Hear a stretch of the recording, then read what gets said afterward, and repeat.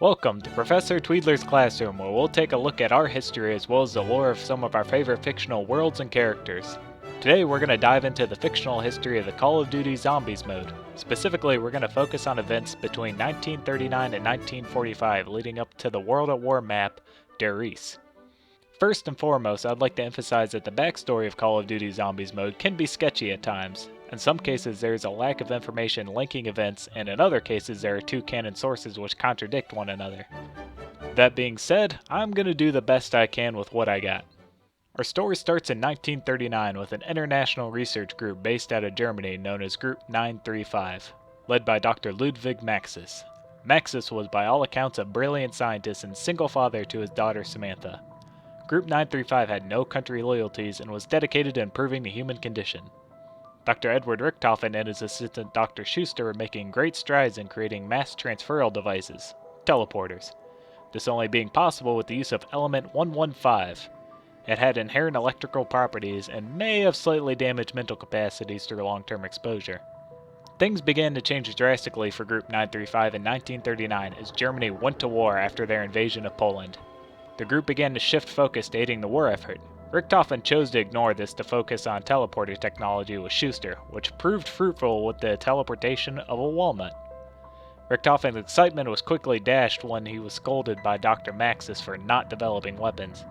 It was here where Richthofen learned that Group 935 was in the process of finalizing a lucrative business deal with the Nazis to produce superweapons capable of ending the war swiftly. Richthofen began to become paranoid as he chose to ignore his duties to create weapons in favor of continuing his work on teleporters. Shortly after, research moved to Waffenfabrik der Riese, Weapons Factory the Giant, the new compound to be used exclusively by Group 935 to work on advanced weaponry for the Nazis, where tensions between Maxis and Richthofen would continue to grow. Richthofen was tasked with developing the Wunderwaffe DG2 by Maxis. Richthofen, of course, ignored these orders to continue work on his teleporters with Dr. Schuster.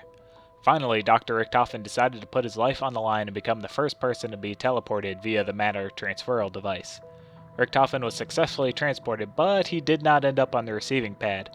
In a panic, Schuster searched the area but couldn't find him. Indeed, Richthofen was gone, but he was not dead. Richthofen was teleported to the moon where he discovered the mysterious pyramid device, MPD. Ever the scientist, he was more fascinated than frightened. Suddenly, he was teleported again to a jungle, and then to who knows where. 19 days after Richthofen's disappearance, Dr. Schuster was just about to call the experiment a failure and discontinue when, to his surprise, Richthofen entered the room, assuring Schuster that the teleporter was a total success. Richthofen quickly put together a team within Group 935 sworn to secrecy from everyone, especially Maxis. For the next 2 years under the watchful eye of Richthofen, a base was built on the moon, utilizing the teleporters. This base became known as Griffin Station. With the time and resources to study the mysterious pyramid device, MPD, Richthofen found that it was actually a Vril device. Although it's never stated, it's implied that the Vril is likely some kind of alien race. Richthofen managed to translate some of the Vril language with this knowledge. He discovered that the MPD was actually a stable gateway to the ether. And before I move on, I'd like to point out that I have no idea what the ether is. Maybe it's some kind of alternate dimensions where living beings can control energy. Dimensional hub that links past, present, and future? A comeback album for Metallica? I don't know. With his teleporter mastered, Griffin Station complete, and his mind quickly unraveling through 115 exposure, Richthofen began to work on Nazi superweapons. Over the next 3 years, he began to climb the Nazi ranks and became well known around the world as the Butcher, a nickname bestowed upon him due to his experimentation and enthusiasm for torture. He also finished the Wunderwaffe DG2 prototype and passed it on to Maxis to mass produce. Finally, with the DG2 finished, Maxis gave Richthofen the task of utilizing 115 to control an undead army. Just roll with it, they don't explain where it came from. In 1945, Richthofen was delivered a group of 3 living test subjects who tried new techniques for breaking down the mind and resculpting it. This is where you first hear of Nikolai Belinsky, Takeo Misaki, as well as an unnamed Mexican. Richthofen was quickly able to erase their memories while keeping their mental capacities intact. However, he ran into a slight hiccup where he suddenly realized he killed the Mexican somehow. At this point, he was full-on bonkers. Luckily for Richthofen, an American operative was apprehended at Verrucht, this being Mike the Tank Dempsey. These 3, Tank, Nikolai, and Takeo would be the primary test subjects of Richtofen's mind control experiments. During this time, Dr. Groph and Dr. Schuster began to make progress with the MPD, accidentally discovering that it was powered by souls. Back on Earth, Maxis began to worry that Richtofen was plotting against him, but also considered that it may be paranoia due to his exposure to Element 115. Little did he know that these concerns were well justified, as Richtofen planned to carry out Operation Shield, his plan to kill Maxis and his daughter Samantha. Before long, Richtofen got his chance while acting as assistant to Maxis. Maxis was beginning his own experiments with teleporters with Richtofen as his assistant, unaware of Richtofen's successes. Maxis chose to use dogs as test subjects, in particular his daughter's dog Fluffy, who was transformed into a hellhound. Upon seeing this, Samantha ran into the teleporter to help Fluffy, followed by Maxis fearing his daughter's safety.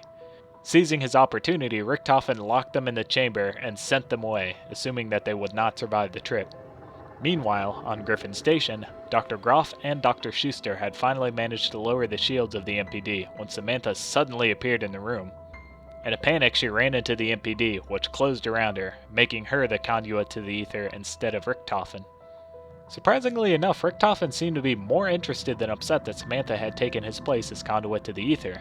He decided to have Schuster and Groph focus on finding Maxis to lure her out, which they quickly managed to do utilizing the MPD via Griffin Station's computer systems, teleporting him to Griffin Station.